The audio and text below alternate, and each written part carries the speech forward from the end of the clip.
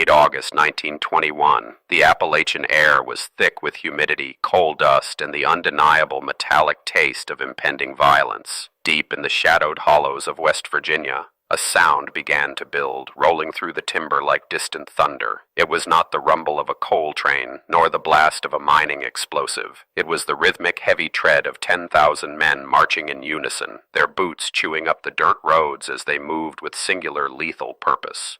These were not soldiers of a recognized state, but an army of the desperate, pushed far beyond the limits of human endurance. They carried hunting rifles, shotguns, and stolen machine guns, their necks wrapped in identical red bandanas to distinguish friend from foe in the dense forest. This makeshift uniform birthed a moniker that would echo through history, but on this sweltering day, it signaled a terrifying reality. The coal miners had rebelled, and they were marching straight toward the heavily fortified borders of Logan County. Waiting for them was Sheriff Don Chaffin, a man who ruled his jurisdiction like a medieval warlord. Bankrolled entirely by the coal operators, Chaffin was the violently beating heart of the company town system, a brutal regime where miners were paid in worthless company scrip and forced to buy necessities at inflated prices from company stores. Chaffin had built an empire on crushed strikes, broken ribs, and the quiet disappearances of union organizers. He possessed no intention of letting a peasant uprising dismantle his lucrative fiefdom. This collision was the inevitable climax of the Coal Wars, a decades-long cycle of exploitation and bloody retribution that defined the gritty reality of the American industrial age. For years, the mountains had bled. Coal companies wielded absolute power, utilizing private detective agencies as heavily armed enforcers to evict families from their homes at the slightest whisper of unionization. The wealth of the nation was built on the broken backs of these subterranean laborers, who now realized that pleading for their humanity had achieved nothing but fresh graves. Every man marching toward that county line carried the crushing weight of a treasonous choice. To turn back meant surrendering their children to a life of perpetual debt, black lung, and sudden death in the lightless shafts of the mines. To move forward meant declaring outright war against a deeply entrenched local government, risking the gallows or a bullet to the chest. They chose the bullet, deciding that it was better to die standing in the Appalachian sunlight than to perish slowly in the suffocating dark. The spark that ignited this powder keg had been struck weeks earlier on the sun-baked steps of the McDowell County Courthouse. Sid Hatfield, a rare pro-union police chief who had famously gunned down company detectives in a previous shootout, was assassinated in cold blood by Baldwin Felt's agents. He was shot dead in front of his wife, entirely unarmed in broad daylight. This brazen execution served as a brutal message from the coal barons that the law did not apply to them, a message the miners chose to answer with an army. News of the assassination swept through the mining camps like a wildfire consuming dry brush. In the cramped, uninsulated company cabins, grief rapidly hardened into a cold, terrifying rage. The whisper network of the hollows transformed into a deafening roar as men pulled hidden rifles from beneath floorboards and kissed their weeping wives goodbye. The time for strikes and picket lines had evaporated into the humid summer air, replaced by the grim mechanics of a full-scale military mobilization.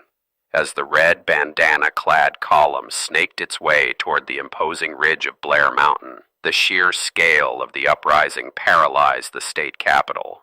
This was no localized riot. It was a highly organized, tactical advance driven by men who had spent their lives blowing up mountains and surviving in the most hostile environments imaginable. They established passwords, supply lines, and medical tents, operating with a terrifying efficiency that sent shockwaves all the way to the halls of Washington. Sheriff Chaffin, recognizing the existential threat to his authority, wasted no time in assembling a private army of his own.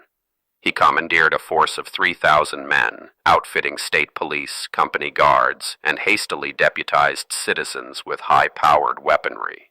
Chaffin poured coal money into fortifying the high ground, determined to turn the mountain into an impenetrable fortress. He was fighting not just for his life, but for the preservation of an economic order that granted him the power of a king.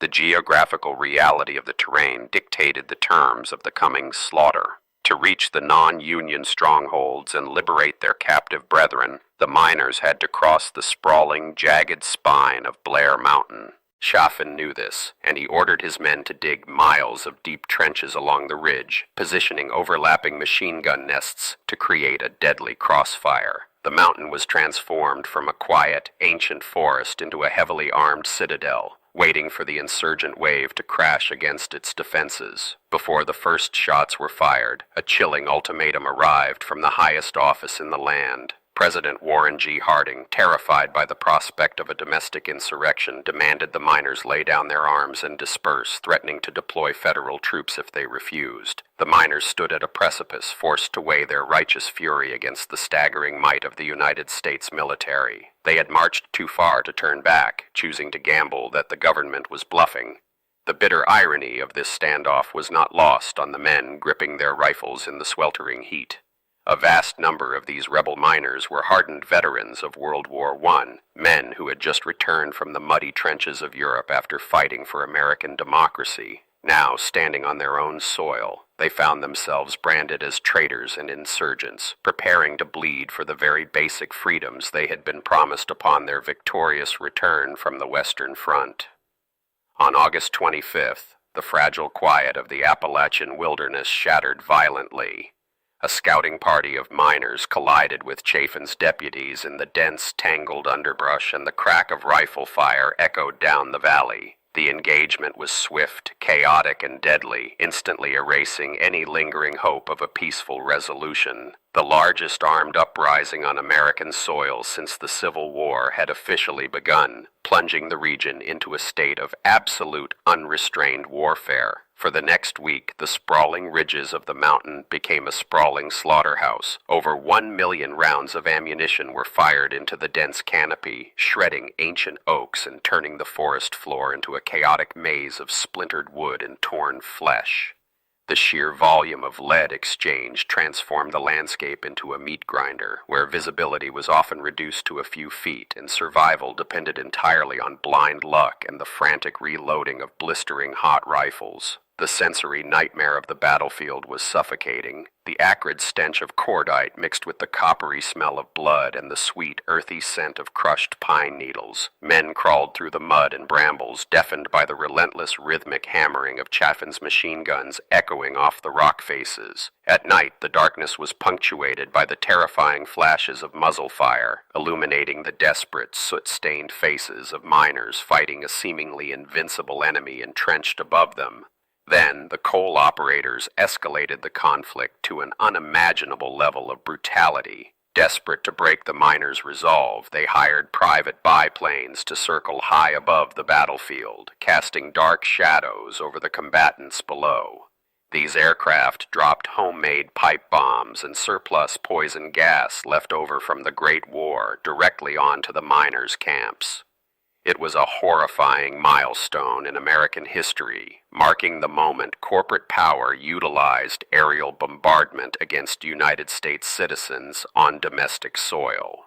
Despite the bombs raining from the sky and the machine guns tearing through their ranks, the miners held their ground, pushing relentlessly upward through the blood-soaked ravines. But their resolve faced its ultimate test when the distant drone of planes was replaced by the arrival of something far more devastating. The federal government had made good on its threat. 2,000 United States Army troops, complete with a bomber squadron, rolled into the state, fundamentally altering the calculus of the rebellion. The miners were fearless, but they were not foolish, and their deep-seated patriotism abruptly halted their advance. They were willing to slaughter the hired thugs of the coal operators, but they absolutely refused to pull their triggers against soldiers wearing the uniform of the United States military.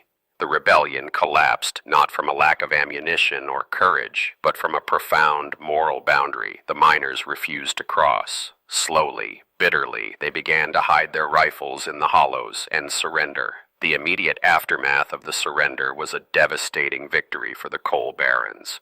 Almost 1,000 miners were indicted on charges of murder, conspiracy, and treason against the state of West Virginia. While the operators who dropped poison gas on American citizens faced zero legal repercussions, the Union was systematically crushed, its membership plummeting from 50,000 to barely half a dozen in a matter of years. The men who fought for their freedom had seemingly lost everything. A heavy, mournful silence reclaimed the battered slopes of Blair Mountain. The autumn rains eventually washed the blood from the rocks, and the dense Appalachian foliage grew over the miles of trenches and scattered brass casings. The physical scars of the battlefield were slowly swallowed by the earth, just as the coal companies attempted to swallow the memory of the uprising. They controlled the press, the courts, and the schools, ensuring that the rebellion was scrubbed from the official history books. Yet, the true legacy of the battle could not be buried beneath the coal ash. The story survived in the hushed conversations on front porches, passed down from fathers to sons in the flickering light of kerosene lamps. It became a dangerous, forbidden lore, a simmering reminder of the days when the working class realized their collective power and dared to look the industrial titans in the eye. The Union had been broken, but the spirit of the red bandanas remained stubbornly alive. The blood spilled in Logan County was not shed in vain, as the sheer scale of the violence eventually forced a national reckoning. The atrocities exposed during the conflict laid the undeniable groundwork for the sweeping labor reforms of the New Deal a decade later. The right to unionize, the establishment of the 8-hour workday, and the abolition of the tyrannical company town system were all paid for in advance by the men who charged up that fortified ridge. Today, the mountain stands as a silent, towering monument to an era when the price of coal was measured in human lives. The 1921 uprising remains a testament to the devastating cost of unchecked industrial power and the ferocious lengths to which desperate people will go to reclaim their dignity. The coal barons won the Battle of Blair Mountain, but the miners who wrapped their necks in red cloth ultimately won the war for the soul of the American worker.